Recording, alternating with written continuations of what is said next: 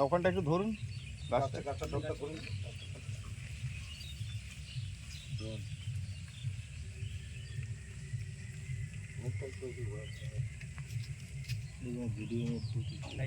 আজকে আমাদের এখানে যিনি আমাদের গাছ লাগানোর সাথে আমাদের আছেন, তো আমাদের খুবই ভাগ্যের অনেক বড় ব্যাপার, ভাগ্যের জোর উনি খুব ব্যস্ত মানুষ, আমরা পেয়েছি ওনাকে খুব কাছে।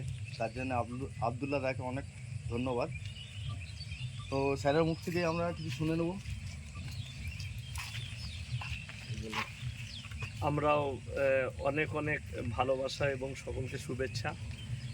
এই বর্ষাকাল, তো একটা গাছ লাগানো মানে একটা প্রাণকে বাঁচানো। তো সকলকে অনুরোধ করব, একটা করে গাছ লাগান, প্রাণ বাঁচান। এবং যেনারা জঙ্গল কেটে সাফ করে দিচ্ছে তাদেরকে অনুরোধ করব, জঙ্গলে আগুন ধরাবেন না, জঙ্গল কাটবেন না। গাছ যতদিন আছে পৃথিবী ততদিন দূষণমুক্ত আছে। গাছ যেদিনে শেষ হয়ে যাবে সেদিনে পৃথিবীও শেষের দিকে চলে যাবে।